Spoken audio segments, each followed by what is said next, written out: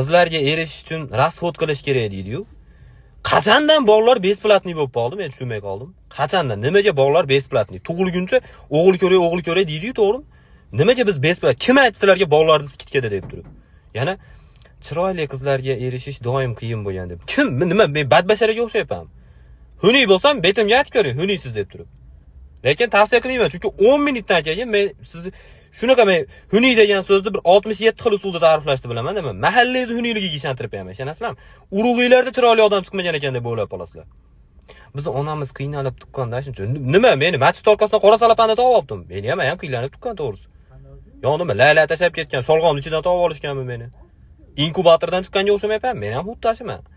Shuning uchun men qaysidir qiz bilan gaplashsam ham, vata bo'lib, to'y bo'lib, men uyimga kelmaguncha 1 so'm rasxod qilmang. Qurumsoq deyishinglar mumkin. Xohlasanglar ingliz tilini bilmaysan deb kulsanglar ham bo'lar. Ikkalasi bir xil darajada men uchun.